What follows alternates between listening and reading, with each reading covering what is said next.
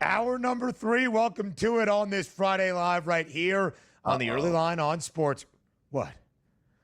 Like I'm trying to, let me see if I can do this correctly because Twitter's having some issues here. Okay, looks, can I? Okay, I can. I can bring it up here. All right, good. So we're back. We're back in business. Why do you think that it's okay for you to say, immediately as I'm welcoming people to our third and final hour just because So your wouldn't be able to Twitter bring up the isn't loading? question. Yeah, wouldn't be able to bring up the question. Like We DMs aren't do, yeah. working. I don't know if the search bar wasn't up, so I had to change a couple things around. Yeah, so we're back. We're back. Okay, yeah, there does look to be a couple of things being reconfigured as we speak on X.com, Twitter.com, whatever you do like to call it. Of course, we have to go there because we will hear from the people in just a matter of moments, but it's our third and final hour here on this Friday. Our final hour entering the weekend, a long holiday weekend. Again, a reminder, we are off on Monday. We'll be back live at 8 a.m. Eastern time on Tuesday. We hope everybody has a lovely Memorial Day weekend. There is a lot of Major League Baseball to preview, a full Friday slate, and a couple of marquee matchups throughout these weekend sets. And then the coach, JY James Young, will join us a little bit later on for his thoughts on game number 2 of the Western Conference Finals and where that series stands between the Thunder and the Timberwolves. And, of course, how he feels after game number 1 inside the Garden ahead of game number 2 tonight in the Eastern Conference Finals, DRS, between the Pacers and the Knicks. Yeah, we want to shout out the veterans this weekend, Ben, as you said previously there. You know what, man? Have a beer, tip one back, raise that flag up. And also all the hardworking HVAC techs out there who support this country and keep everybody climate controlled across of all networks and also homes here. There you go. Everybody, the working man, the veterans, I got them all covered this weekend, Ben. All of them covered. I think Memorial Day is for all of that, not to be confused with Labor Day, I'm pretty sure, when the HVAC guys really get their love each and every time. We hope it doesn't take until early September for all those HVAC guys to get their due. We hope it's as quickly as possible. Maybe you'll see why on Tuesday. All right, DRS, shall we hear from the people? It is time now for Fade the Public.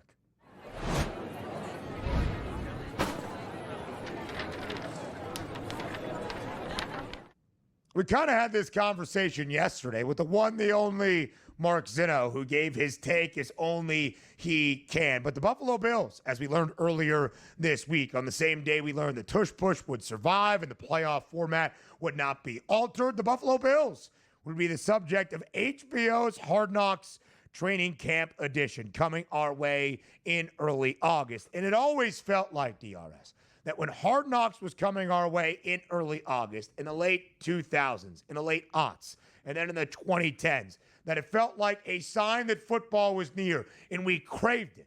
We waited for it after a very long offseason and a grueling summer. But now, with all the multimedia that every NFL team possesses, you kind of get those behind-the-scenes look, so it does not feel as though HBO's Hard Knocks is all that special or unique anymore. So are you, Donnie, are you, the people out there, excited for the Bills to be the subject of Hard Knocks? It was the question at SportsGrid on Twitter. Do you plan on watching the next season of Hard Knocks featuring the Buffalo Bills? 60% of the public saying no, 40% about saying yes. Which way, Donnie, did you vote? They didn't read the question. I know the way they voted, they didn't actually read the question, which sometimes is tough to do. This one isn't a very hard question, though. Do you plan on watching next season of Hard Knocks featuring the Buffalo Bills? There's not a single football fan that answered this that doesn't plan on watching it because we love football. Hard Knocks is a rite of passage. Whether you will actually watch it is one thing. But me, hey, I'm going to probably catch an episode or two, but you know what? I plan on watching it the same way I do every single year. I'll forget it's on a Tuesday at 9 o'clock. I won't catch up. I already know what happened here, so maybe I don't watch all of the episodes. But you can't tell me 60% of the people that voted don't plan on watching Hard Knocks. Of course they do. You love the opening to Hard Knocks, the music. It's Liv Schreiber. It's almost like a rite of passage. Even if you don't watch it, you are planning on probably watching it here. So I don't believe it. 60% no, I don't believe you out there. Like me, I don't like Hard Knocks all that much, but every year I plan on watching it because it's football. Not to say I'm going to watch every episode, but if I see it, if it's on, I'm watching it, and you football fans will be as well. Sure. Must-see TV like it was in the past? No, it's not. But you absolutely plan on watching it. Yeah. Stop it. Completely agree, DRS. Very well stated, very well said. You all are liars. Maybe this question right now, you don't really feel that optimistic for. Maybe if we actually polled, did you watch Hard Knocks last night after its premiere on that opening Tuesday, whatever it is, in August, and say no, I would understand that. But planning on watching it, especially by the time we get to training camp in late July, that's 75% yes, 25% no. You still love Hard Knocks, even if you don't know that you still love it. And you are still planning on watching it. Now, do I watch episodes 2 through 4 with the same fervor and enthusiasm I used to, as DRS stated? No. Will I watch the season premiere? Absolutely. Is it still a fun thing to consume? I would say yes, especially that first one. So yes, I plan on watching Hard Knocks. If you take some hardline stance that you're not going to watch Hard Knocks for whatever reason you might have, you're just admitting you don't like football, you don't like the characters of football, you don't like the preparation of football. In NFL films, although I have said, Donnie, that all 32 NFL organizations do a stellar job with their own video and media departments, NFL Films, who is the production company behind HBO's Hard Knocks, still better than anybody else. So yes, I plan on watching Hard Knocks featuring the Buffalo Bills in August. And also, they're not giving like, hey, Hard Knocks with the Titans. Like, that's going to stink. Or Hard Knocks with the Browns. Like, who cares about that? Like, they're giving you a really good football team, one of the best teams in the NFL with one of the best quarterbacks and a storyline. Can they finally get over the hump and make a Super Bowl? So you have all the backdrop. They're not just throwing you a bone with a bad football team that you're just trying to say, hey, it's football, they'll watch it anyway. They gave you a really good football team to watch with some good storylines. That should be interesting enough. But again, I'm not going to watch every single episode, but I plan absolutely on catching some of Hard Knocks next year. Yeah, absolutely so. And DRS, the subject of Hard Knocks, the Buffalo Bills, who it's really intriguing when you look at Buffalo's outlook for 2025. It's not the reigning Super Bowl champs in the Eagles. It's not the Baltimore Ravens, who are the favorites to win the AFC. Heck, it's not the three-time reigning AFC champion Kansas City Chiefs, who won 15 games a year ago, that has the highest win total technically in the NFL. It's Buffalo. 11.5 is the win total. A few other teams also have the same exact number, but the over has the hefty juice for the Bills. Nobody else has juice on the over for their win total of 11.5. It's minus 140 to the over for the Bills this year, DRS, to go over 11.5. It is the best win total in the National Football League. The Bills have the best price to see the postseason in the National Football League here in the offseason, and that minus 230 price on the Bills to win a 6th consecutive AFC East divisional crown. The best price for any team to win any of the 8 divisions around the National Football League entering 2025. Yeah, look, Josh Allen, lots going to be on his shoulders this year. Got a solid offensive line. You pick up Bosa there in the offseason to sort of fortify that pass rush to go with Oliver and Rousseau. I'm excited to see what the Buffalo Bills have. And also, their schedule is very advantageous. We talk about so many of these teams. Man, how are they going to get through and win 10 or 11 games? You can't make it to a Super Bowl unless you have a very good season, which includes securing a top 1 or 2 seed here in your respective conference. And I think the Bills can do that with the schedule. The Bills are always one of those teams I've read. They're fun to watch. They're fun to play. They're fun to bet on. Let's just see if they can put it all together this year, and that starts with Hard Knocks. And Donnie, those first 3 numbers I don't think really matter anymore in Western New York. It's the final 2 to actually win the AFC championship. They have reached the AFC title 2 of the 5 years previously. They have won the division, but of course they've been ousted by the Chiefs in both. And then that Super Bowl price as well. MLB previews from Donnie's mind next.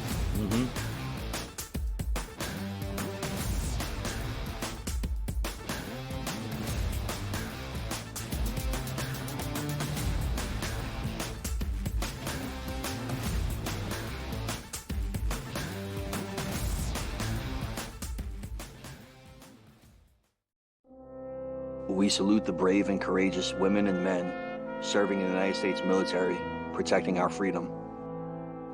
Please take time this Memorial Day weekend to honor the memory and sacrifice of our military veterans and their loving families, and those who have made the ultimate sacrifice in their service to our nation.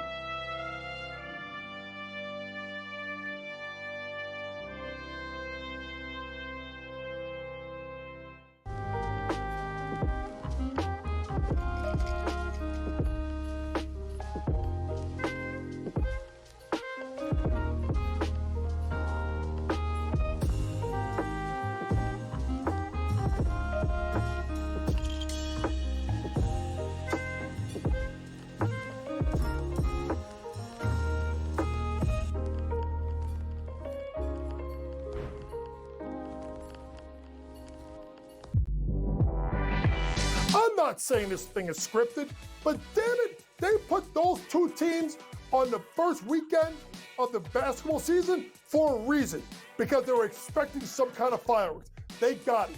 Did Angel Reese overreact? Probably. Did Caitlin Clark have to stare it down? Probably not. There's enough blame to go both sides. But guess who doesn't care? That's the WNBA. Betting above the rim, only on SportsGrid.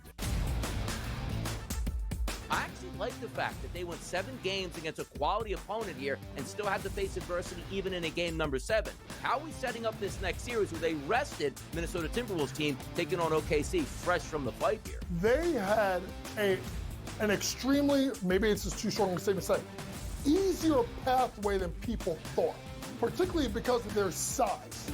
The Early Line, only on SportsGrid.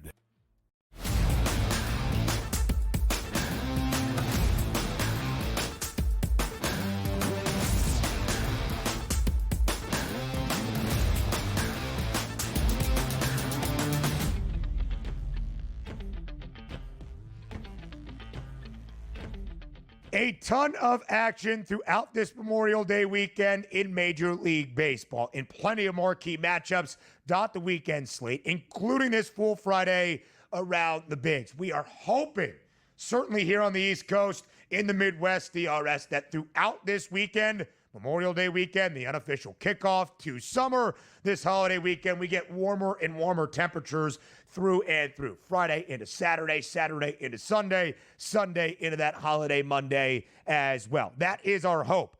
I don't think we're in any danger of bad weather, or at least cold weather, in Atlanta this weekend. And of course, tonight is a big, big game for the Braves. They take on a reeling San Diego team that is riding a 6-game losing skid. But one of the main reasons, DRS, this game specifically on a Friday night in the A is so important is because Ronald Acuna Jr. is set to make his season debut. On May 26th last year, tore his ACL, missed the remainder of the season for the reigning 2023 NL MVP. He is back tonight for his first game of 2025. Chris Sale on the bump for Atlanta, -178. Pitching Pivetta on the other side for San Diego as the Padres try to snap this 6-game slide.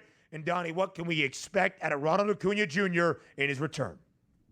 I don't know. Hopefully good things here, because that's what they're expecting. But the issue yesterday in their loss wasn't on offense. It was their pitching performance, which should be corrected tonight. And also lost a wager yesterday. Olsen had a big night, which was great for me, but I needed Baldwin to get a base hit, or at least a hit, run, and or an RBI. Wasn't able to do that last night. Even in the game where they scored north of 5 runs, those are always tough pills to swallow. But we, as you said, we are looking at better weather conditions. Why? In Atlanta, it's a southern city. Here, 75 degrees, opening pitch with a 7-mile-an-hour wind blowing out to left field. That should help. Also, we talk about Nick Pivetta coming into the season. Decent pitcher, had a very good start to the season, but starting to leak a little bit of oil. If we take a look at his performances over the past 20 innings pitched, he's got an ERA north of 5, but he does have an xFIP still manageable at 3.84 because he's a pretty good strikeout pitcher. His last 87 batters in the past month that he's faced, he's actually struck out 30% of those. But coming into this game, not a lot of high K rate guys in the lineup tonight for the Atlanta Braves against right-handed pitching. That should help. And also, from Pivetta's start to the season, let's just say a 127 ISO and a 259 weighted on base percentage. If we combine his entire season into 199 batters, that's great, Ben. But let's focus on the last 30 days for Pivetta. His last 87 batters he's faced, that 127 ISO goes up to a 218. That's above average. That weighted on base percentage, which was stellar at 259, that now sits at a 343. And also lefty and righties getting the best of him here. But the problem is that Atlanta Braves lineup hasn't showed out all that well to right-handed pitching over the past 30 days. Riley, Olsen, Ozuna, pretty good numbers. The rest of the guys, not a lot of power here. But let's flip it over to San Diego, which we told you on the program yesterday. If you did not hit yesterday, you weren't going to hit at all. And quite frankly, they had 2 runs on the board by the end of the second inning. They didn't score another 2 runs until the 9th inning to force extras and then still lost that game. Yeah. They don't hit left-handed pitching all that well, and Chris Sale is going to be on the mound today. Sale's been great against right-handed batters, but leaky a little bit against lefties. We look in the lineup tonight, Cronenworth and Arise, both guys struggling against left-handed pitching over the past 30 days. I don't see a lot of hope here again for the Padres. Great ballpark to hit, great temperatures, wind blowing out. I got to tell you, still plays to an under for me. Yeah, DRS, I think it's really important what you said there. You see the 6 runs scored by San Diego, albeit in the extra innings lost yesterday in Toronto. You're like, all right, at least the bats woke up a little bit. They only had 2 until the top of the 9th, and Gavin Sheets hit a 2-run bomb to tie the game in regulation. Of course, they added on a few in both the 10th and the 11th innings because the Padres, in their previous 5 losses consecutively, had scored a total of 3 runs. Again, I really do think this dates back to last weekend for the Padres in the devastating series sweep at home against the Mariners in the first ever Vetter Cup. We could look at it as a linchpin of this season and how it has changed the tide for San Diego. I guess we'll see if they bounce back this weekend in Atlanta. Huge matchup up in Flushing in Queens this weekend between the New York Mets and the LA Dodgers. 2 of the best teams so far in the National League, and of course a rematch between the 2 best teams last year in the National League, that NLCS rematch. The Dodgers and Clayton Kershaw, an ever so slight favorite tonight in Citi Field. Griffin Canning gets the start on the other side for the Amazons. A total of 8.5. The weather this week, DRS in New York City, awful. A little bit better on this Friday and through the rest of the weekend. What will it mean for this series? Yeah, hopefully no rain there, and that's what we're looking for tonight, around 60 degrees at first pitch, which, again, you say that's not bad temperatures. It is bad for late May at this point. We should be at least 65-plus degrees at a minimum right now. Here's the issue that we're going to look at. Like, the Dodgers are always going to be a favorite. I don't think they actually should be favored tonight. Clayton Kershaw returning back to 2025, he got lit up and only faced 20 batters and was pulled quickly. You're also looking at a lineup against left-handed pitching over the past month in the Mets that doesn't strike out a lot. Because sometimes you look at the power numbers, which, again, Marte, Soto, Alonso, Vientos, and Nimmo have those power numbers and weighted on base percentage. But against a pitcher that's not really a strikeout pitcher anymore, the ball's in play, that usually good things happen for the offense. That's an advantage. You take a look at the Los Angeles Dodgers at the plate. They wreck lefty and right-handed pitching, it seems like, but more so right-handed pitching. The estimated starting lineup tonight, which includes Michael Conforto, who's bad against right-handed pitching over the past month. Everybody else, Ben, high ISOs, high weighted on base percentages, and low K rates. Like, wow, are we set for an over tonight? Not so fast, because Griffin Canning, not really a household name. He's been really good to start the season here, and particularly over the past 30 days, 21 in the third innings pitched. How about an ERA of 1.69 and a matching xFIP around 3.20? The question is, that type of pitching, which he's been a little bit leaky against lefties, and you know the lefties in the lineup, Ohtani, Freeman, Muncy, Conforto, I just told you he's having a bad season, but also Edman, who's a switch hitter who will be batting lefty here. It's hard to bet against the Dodgers knowing what that lineup can do, but I got to tell you, it's hard to say. Like, Griffin Canning is a better pitcher than Clayton Kershaw. Not something that you would have said over the past 15 years in Major League Baseball, but this year, it is a fact here. I'm actually going to go with that slight dog price here on the New York Mets. They should be able to hit Kershaw. They should be able to win this game. Kersh made his season debut, of course, last Saturday at home against the LA Angels. Only went 4 innings, about 83 pitches, gave up 5 earned runs. It was a game for the Angels that they won. The Angels, by the way, have won 7 straight, including sweeping the Dodgers last weekend in the rivalry set. The first time the Angels have swept the Dodgers in a decade and a half. The Mets and the Dodgers, 2 of the 4 teams around the National League that have won at least 30 games. The team we'll talk about next, the Chicago Cubs, also in that category. And a big one tonight in Cincy. We'll break it down next.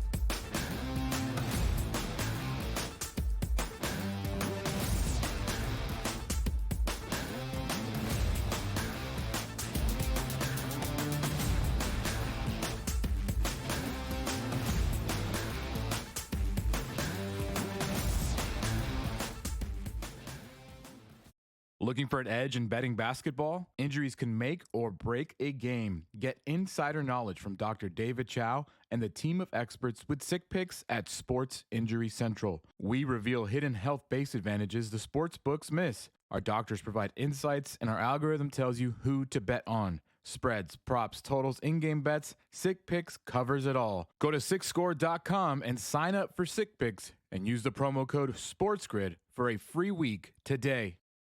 The game is on. The stakes are high. But the action isn't just on the field. He's rearranging that ring. Get it inside! SportsGrid's in-game live. Your ultimate second screen experience. A little flyer, couple 15.5 point live line. Every prop, every play, every day. Anything can happen. That's complete chaos. It's smarter to be on SportsGrid. The two guys that can do it all. Too much electricity this morning. This is a good time. We're having a lot of fun. I had to do a triple take. Ka-ching! Why? Because of parity. I didn't mean to offend. Yeah, it's not going to happen. Load management is a dirty word. Let him rip. You know what? Circumstances provide the results. What? How do you do this once? Oh, Donnie, you've got such a good show there. A network that is booming. The early line. Only on SportsGrid.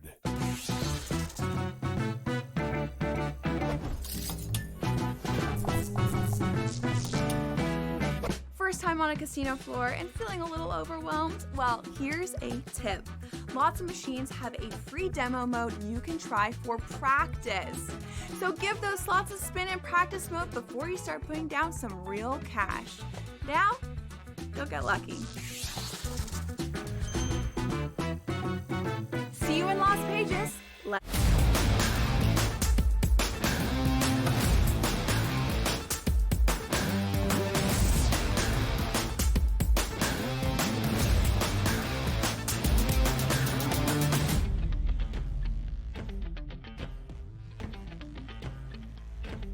We continue breaking down the baseball slate in MLB on this full slate Friday here on the early line on SportsGrid. Tonight at the Great American Ballpark, an NL Central duel between the Reds and the Cubs. Really good news on the injury front in a couple of spots today, DRS, including in Cincinnati.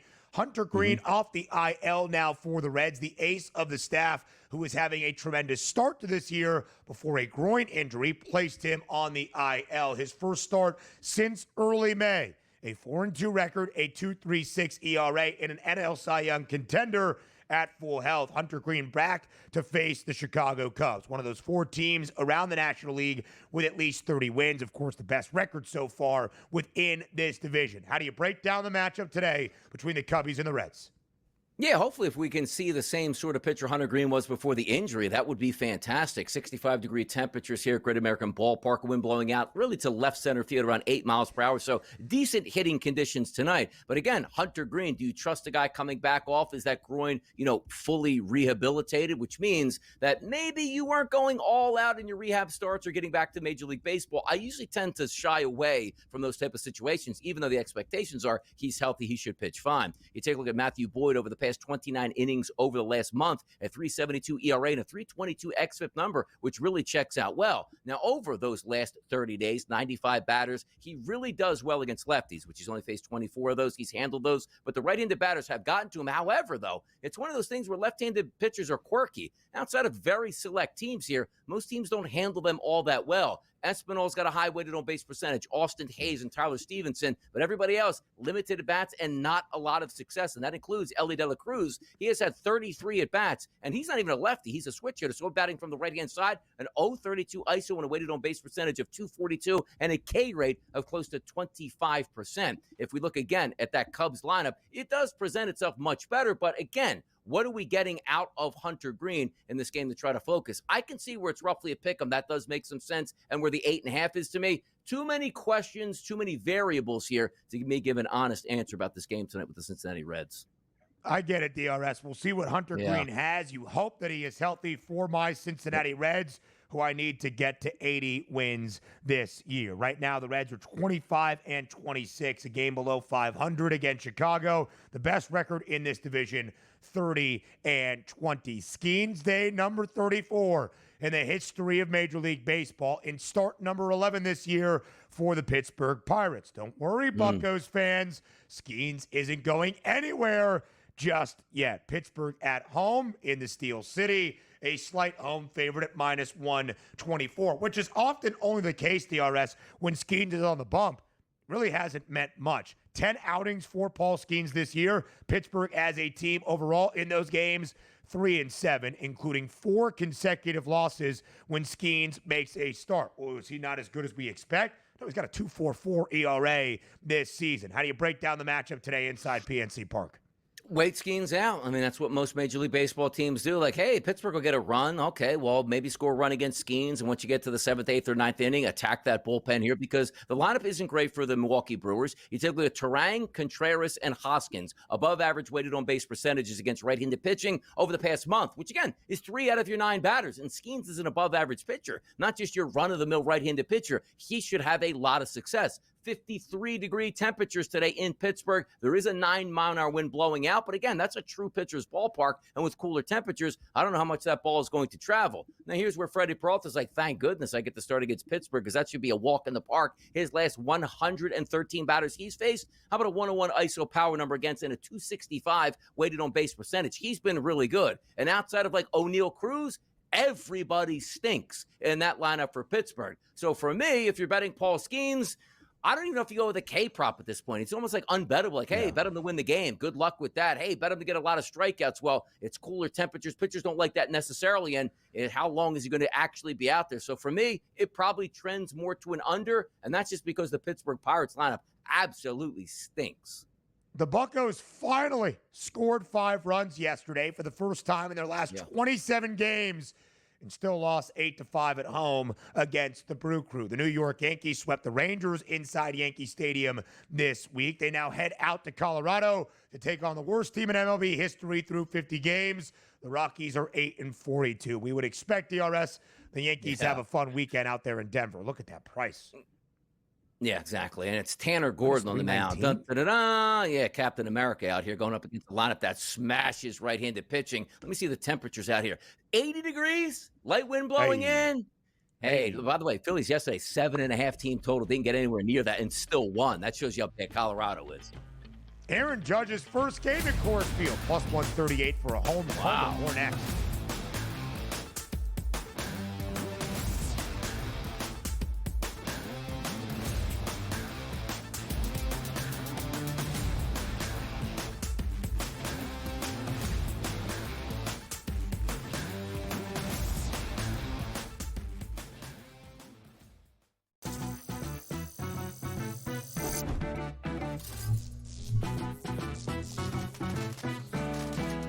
Did you know sportsbooks tend to draw up tighter bet lines for events that get even more bettors, like championship games or major matchups? My tip, try betting on less popular sports. You might have a better shot at beating those odds. Now, go get lucky.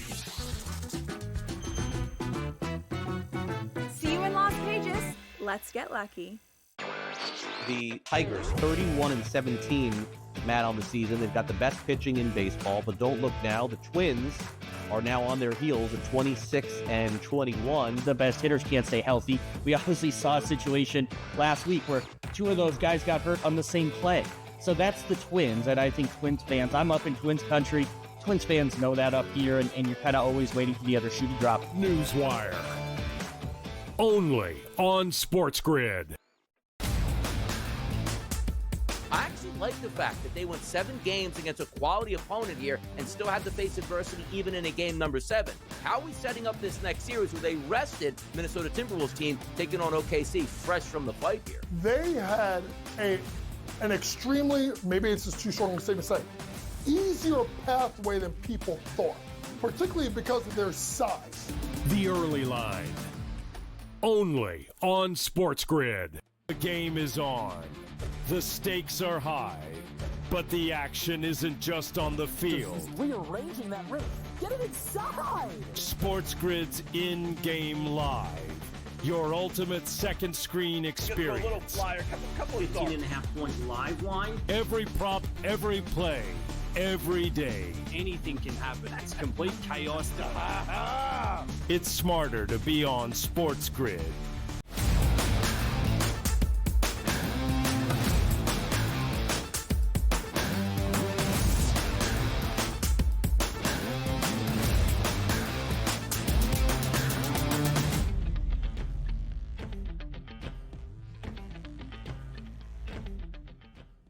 Live right here on this Friday on the early line on SportsGrid to end out our week, to end out this Friday show.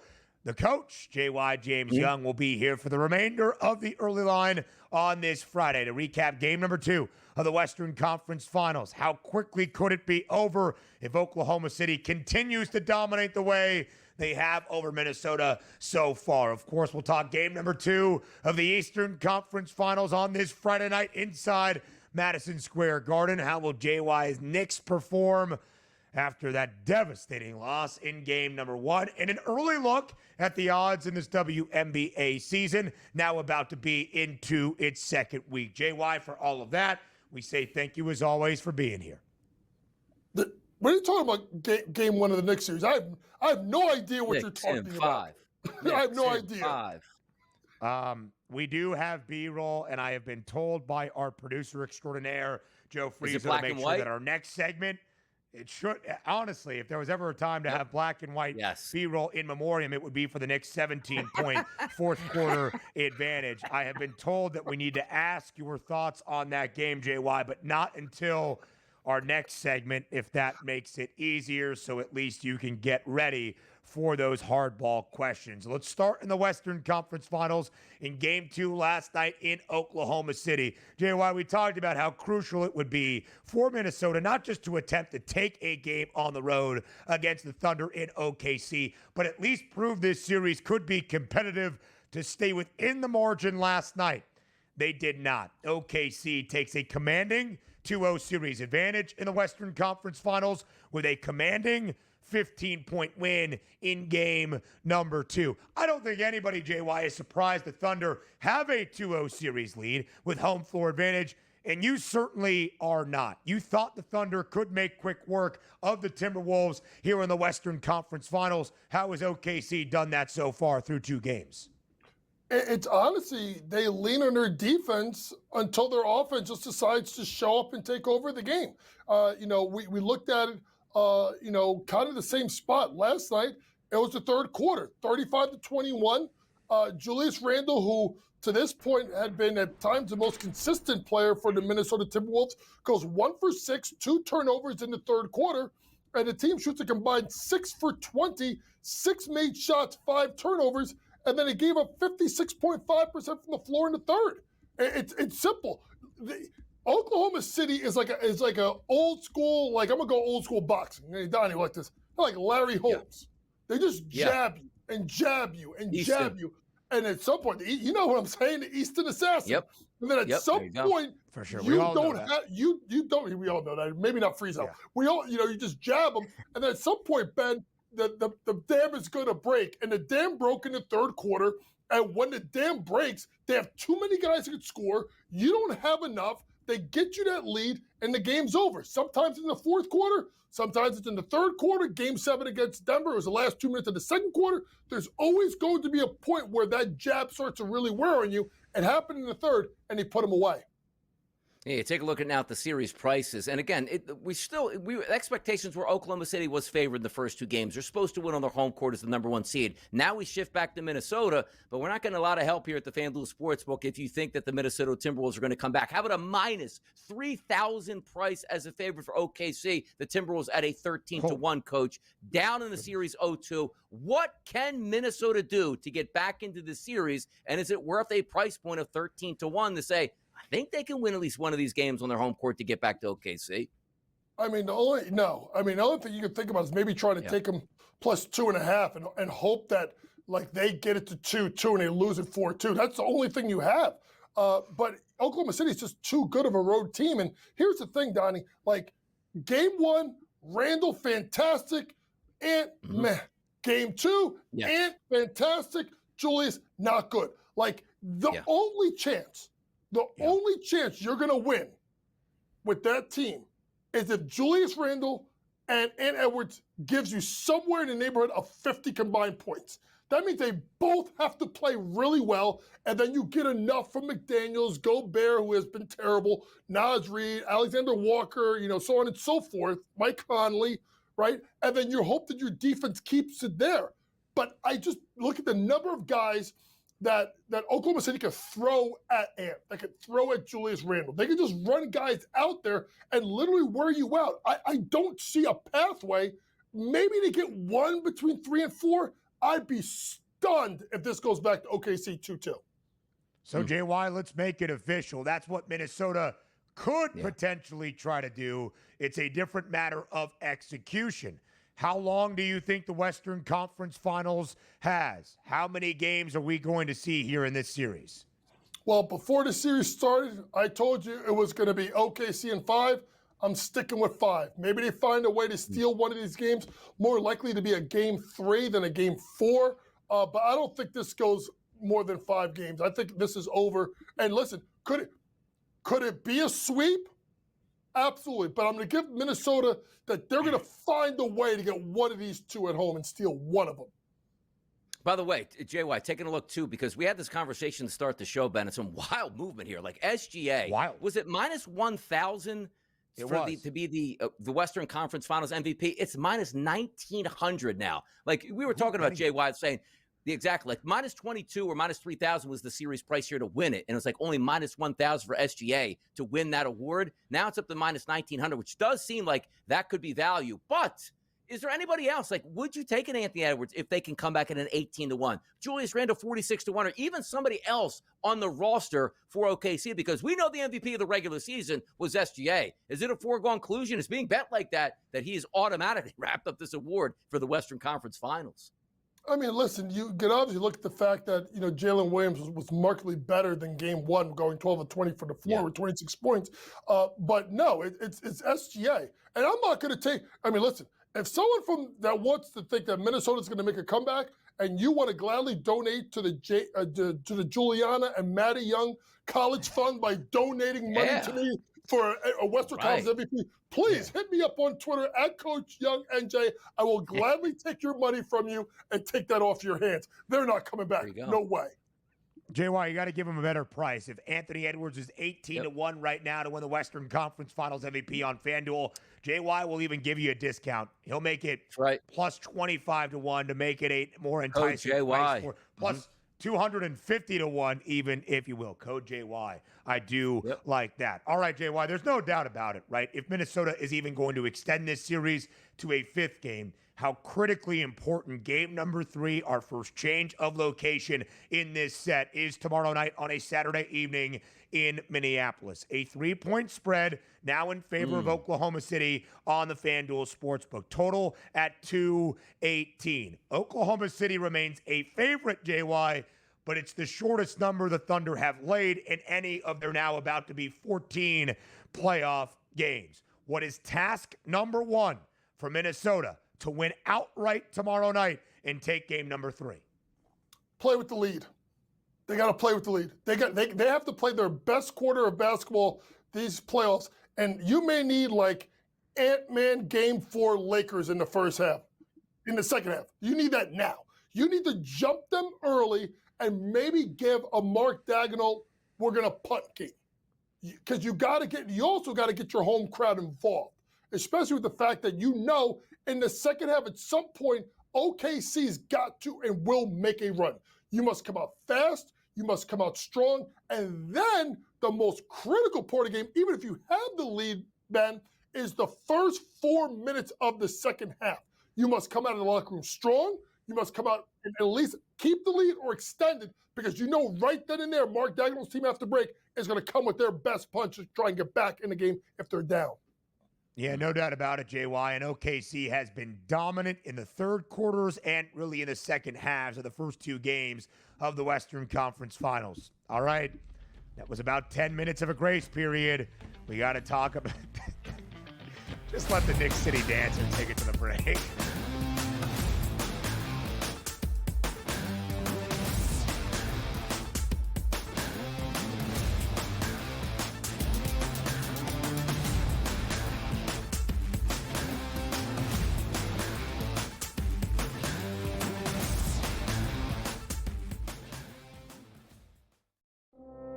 We salute the brave and courageous women and men serving in the United States military, protecting our freedom.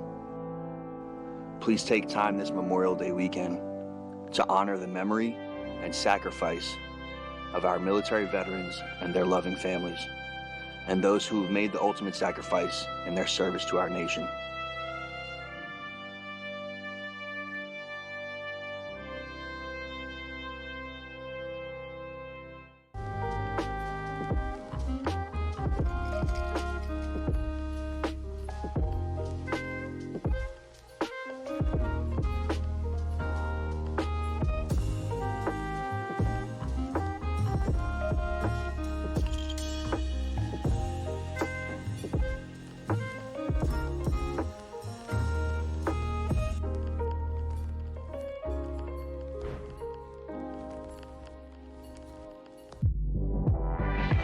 I'm not saying this thing is scripted, but damn it, they put those two teams on the first weekend of the basketball season for a reason, because they were expecting some kind of fireworks. They got it. Did Angel Reese overreact? Probably. Did Caitlin Clark have to stare it down? Probably not. There's enough blame to go both sides. But guess who doesn't care? That's the WNBA. Betting above the rim, only on SportsGrid. I actually like the fact that they went 7 games against a quality opponent here and still had to face adversity even in a game number 7. How are we setting up this next series where they rested Minnesota Timberwolves team taking on OKC fresh from the fight here? They had an extremely, maybe it's just too strong a statement to say, easier pathway than people thought, particularly because of their size. The early line, only on SportsGrid.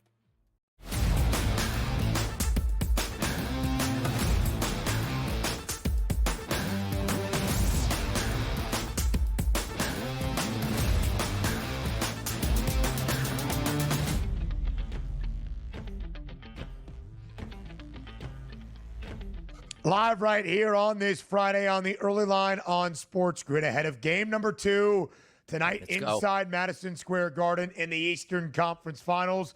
The coach, JY, James Young, is here. Of course, JY will dive into game number 2, what the Knicks have to do to show that resilience after the disaster that was the fourth quarter in the final 6 minutes of regulation against the Indiana Pacers in game number 1. Donnie, to your request, we do have some B-roll in black and white. The angel. That's not for Tyrese Halliburton, by the way. That's for the 17-point lead that New York Knicks held over 6 points. Tyrese did not actually choke. Tyrese was just doing the choking sign. He is doing quite well entering game number 2. So ahead of game number 2 tonight, JY, of course, we go back quickly into game number 1. It was almost such a historic comeback. You're watching it play out, but you don't believe it's real. You don't believe what you're seeing in Aaron Nesmith going nuclear, and Tyrese Halliburton with a shot off the heel high up into the MSG sky and coming back down inside the cylinder. You almost don't believe what you are seeing with your very eyes. What went wrong for New York? What was Indiana able to muster up to pull off that historic comeback in NBA playoff history? Yeah, I mean, listen, it reminds me of the Reggie Miller 25 points in the fourth quarter of Game 5 in the 94 Eastern Conference Finals, when the last time an Indiana Pacer did the choke sign. I'm sure Reggie Miller, who did the game on TNT, was thoroughly enjoying it. You could tell by him and Van Gundy, they loved the fact to see the Knicks choke. But when you look at it, Ben, there's a couple things. Number one, you got to make shots, right? And Aaron Nesmith got absolutely nuclear. I don't think I've seen it in the Garden since that Reggie Miller Game 5. And every three got bigger and bigger. And what you saw with Nesmith was just the ability to get a shot off. Now, for the Knicks part, they did everything. And when I mean everything wrong, they did everything wrong. Number one, you get the lead in the fourth quarter with who? Jalen Brunson on the bench with 5 fouls. Deuce McBride, Mitchell Robinson, who I think will have a bigger role, Deuce as well, in this series. But you saw them collapse in regards to Brunson just pounding the ball into the pavement. Two, there was, people keep looking at Brunson. I want to put the spotlight on OG Anunoby really quick. There were 2 occasions that there were screens set, and OG Anunoby, who never plays drop coverage guarding a ball screen, was in drop coverage, and Naismith got 2 threes off, where if you're New York, you get them off the three-point line and you get them to the basket. At least you're trading, Ben, 2 for 2s instead of 2 for 3s, right? Then there was the most egregious play that no one wants to talk about is Knicks up 5. They break the press, and Jalen Brunson, who could circle the dribble out and get to the foul line and get fouled, probably burn another 3, 4, 5 seconds off the clock, getting it inside of 30 seconds, decides to go for the layup. Gets it to OG. I don't care about the foul, no foul, catch the damn ball. We don't have to worry about it. So there's all of that. But then it takes it a miraculous shot by Halliburton, which he could practice that shot 5,000 times. Anybody knows basketball knows that you don't hit that ball there, hit it that high off the rim, and it dropped down like that. It happens once in a lifetime. Well, that was his once that he got. So for the Knicks, you got to move on. And just like me as a fan, you have to move on, and you have to be confident that they're going to play better tonight. I think Tibbs has got to get away from the Julius Randle ball that we saw in the Atlanta Steelers years ago, which is just give it to your best player and say, bail me out. They have to do a much better job of sharing, getting everybody the ball, and most importantly, defending the three-point line. Yeah, Coach, like the optics of the game were like such a downfall and a collapse for the New York Knicks. Oh, my goodness. But we forget about how well the Knicks played for 95% of that basketball game and should have closed the door and have a 1-0 series price, which they don't. And if we are looking at the series betting right now, the Pacers, no surprise, are the favorite at a minus 154 price currently right now at the FanDuel Sportsbook. The Knicks, a plus 130 price, which then leads us right back into the game tonight. We saw game number 1, Coach. 4s, 4.5s were out there. That's now extended to a 6-point favorite for the Knicks and a total of 224.5. The way I've been telling Ben that I want to approach this game tonight is I need energy, I need the Garden, and I need the players. I love the Knicks, minus 3.5 to be up at the break here to at least say, you know what? We're going to use the first quarter. We're going to play defense. We're going to use the second quarter. We're going to extend that lead into the second half. I love the Knicks first half. How are you playing this game tonight with the Knicks as a 6-point favorite?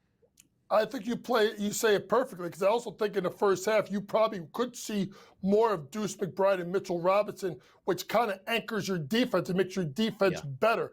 I don't expect Aaron Naismith to come out what he did last game in the fourth quarter and do that again in the beginning. They will make sure of that. So I think the Knicks in the first half is a better play. And then I'll look at the game at halftime. And if the Knicks are close or even down, I'll just jump on the Knicks as a money line favorite to go ahead and win the game, because I think they're going to find a way to level us up at 1-1. You pull up those odds, the Knicks plus 1.5 games, to me still looks like a really good bet, because I said 7 going in, and the Knicks, who have won 5 out of their 6 road games in the playoffs, I expect them to get 1 out of 2 out of Indiana. So to me, it's 2-2 heading back to the Garden for a big game 5. So Knicks plus 1.5 and minus 132 is what I would look at the series spread. I said 7 games. There's 7 games with some plus money to it. There's no doubt about it, right? Just because the Pacers pulled off that historic comeback, it was still a tightly contested game decided by 3 in OT. We still expect this to be a tightly contested series, and the Knicks now the underdog, despite being a 6-point home favorite for Game 2 tonight on their home floor here in the Eastern Conference Finals. JY, if you had to highlight a player who you expect to perform in a big way in this Friday evening inside the Mecca, who would that player be? It's the guy said it was a major GOAT who wants to show up tonight, and that's OG Anunoby, who sometimes does not play well against Pascal Siakam. I went to it early before the game. Look at his stocks. Steals plus blocks, because OG's active defensively. He'll get on the passing lane. He's good enough to get a block or 2, and he gets a steal. It's probably about 2.5 for stocks. Look for him to go over tonight, OG Anunoby. He did have 6 combined stocks in game number 1, only 16 points for OG, 6 of 15 from the floor, 2 of 8 from 3. The Knicks wings, really that is their depth. They have been fantastic so far throughout the postseason. They'll need it tonight. 78 combined points, by the way, from Jalen Brunson and Karl Anthony Towns in game 1. That's glass half full for New York. DRS, have a lovely weekend. Enjoy the money line. JY and I continue next.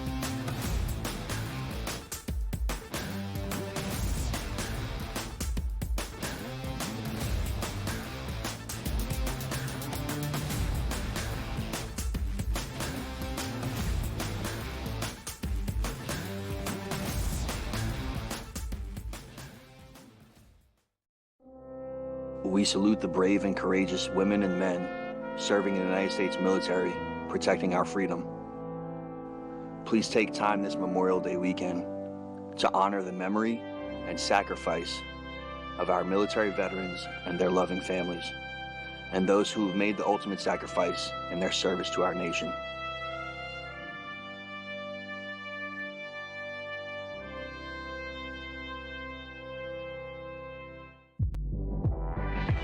I'm not saying this thing is scripted, but damn it, they put those two teams on the first weekend of the basketball season for a reason, because they were expecting some kind of fireworks.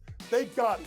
Did Angel Reese overreact? Probably. Did Caitlin Clark have to stare it down? Probably not. There's enough blame to go both sides. But guess who doesn't care? That's the WNBA. Betting above the rim. Only on SportsGrid.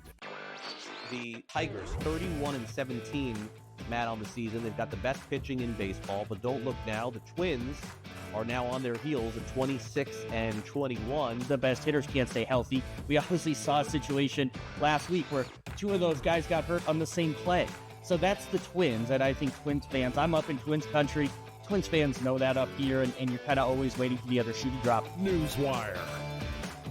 Only on SportsGrid. You are a Pirates fan. I don't think you've got a reason good enough for me to be wearing Met stuff when the Mets are playing the Pirates right now. I don't think I'm gonna go, okay, I see it at the end of your explanation. I'm gonna put it on Vinny. I'm gonna put it on all the Mets fans. The Pirates won 2 in a row. They fired the manager over the weekend. A new era of Pirates baseball has begun. Game time decisions.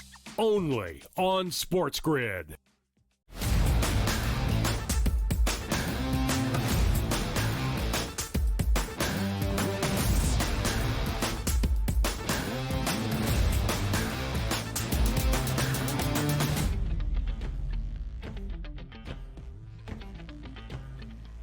The second weekend of this WNBA regular season is about to be here and coming our way over this holiday weekend throughout Memorial Day. And JY, of course, much of the story, sadly, despite how great the product has been early on of this WNBA season, has been commentary on commentary on commentary on the actual game of basketball. We'll leave that to the side for right now and focus on the actual sport here on the early line to end out this week. Let's talk some of the action and the results so far. The New York Liberty, the reigning WNBA champs, have looked very dominant in their opening 2 games of this season. Double-digit win last Saturday afternoon in Barclays against the Las Vegas Aces. More than a 20-point victory last night on the road in Chicago against the Sky. So the Liberty, the reigning champs, who entered this year as the title favorites, off to a perfect 2-0 start. What have the Liberty shown you so far, JY, here in 2025?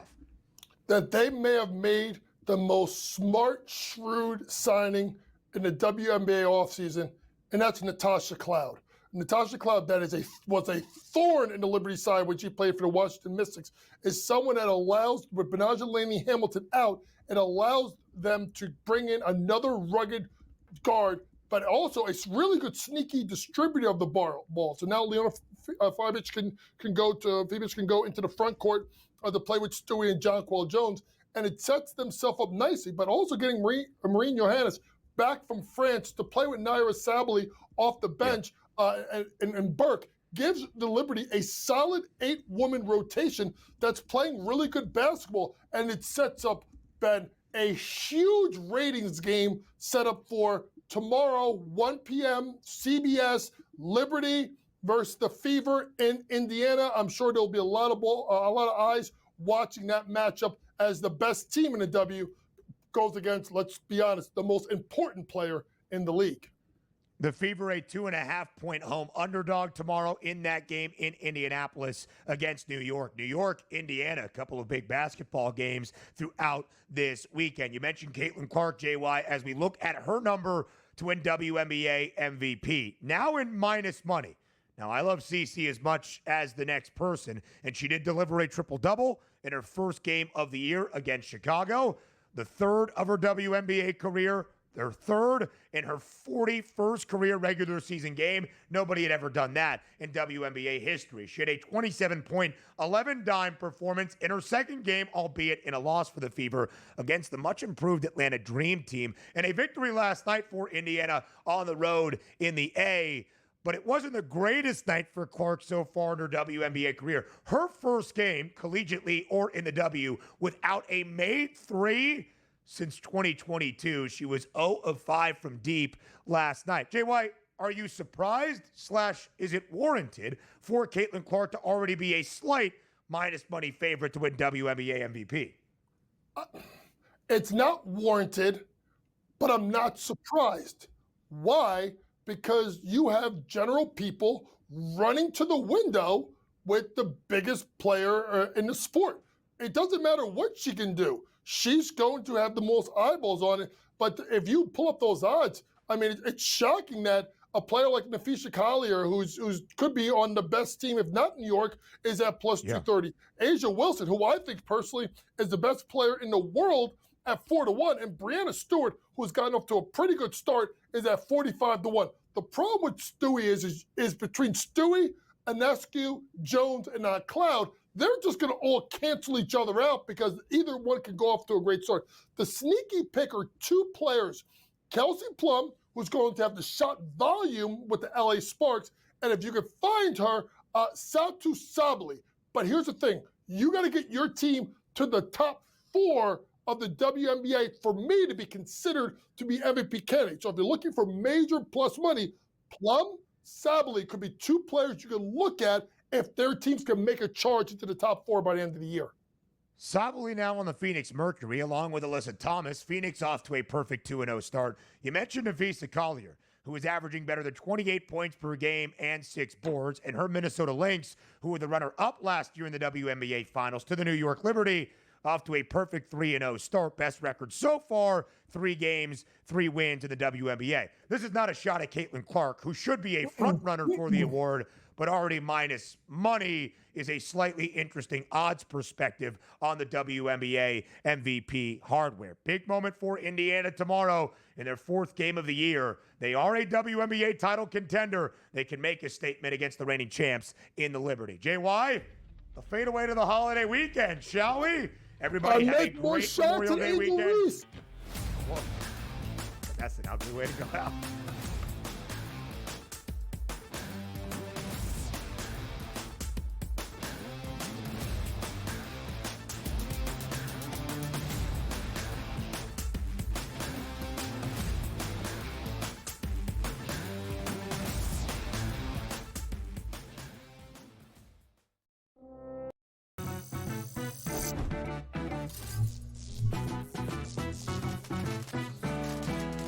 Did you know sportsbooks tend to draw up tighter bet lines for events that get even more bettors, like championship games or major matchups? My tip? Try betting on less popular sports. You might have a better shot at beating those odds. Now, go get lucky. See you in Las Vegas. Let's get lucky. The Tigers, 31-17, Matt, on the season. They've got the best pitching in baseball, but don't look now. The Twins are now on their heels at 26-21. The best hitters can't stay healthy. We obviously saw a situation last week where 2 of those guys got hurt on the same play. So that's the Twins, and I think Twins fans, I'm up in Twins country. Twins fans know that up here, and you're kind of always waiting for the other shoe to drop. Newswire. Only on SportsGrid. I actually like the fact that they went 7 games against a quality opponent here and still had to face adversity even in a game number 7. How are we setting up this next series where they rested Minnesota Timberwolves team taking on OKC fresh from the fight here? They had an extremely, maybe it's just too strong a statement to say, easier pathway than people thought, particularly because of their size. The early line. Only on SportsGrid. The game is on. The stakes are high, but the action isn't just on the field. He's rearranging that roof. Get it inside! SportsGrid's in-game live. Your ultimate second screen experience. Just a little flyer, couple 18.5 point live line. Every prop, every play, every day. Anything can happen. It's complete chaos. It's smarter to be on Sports.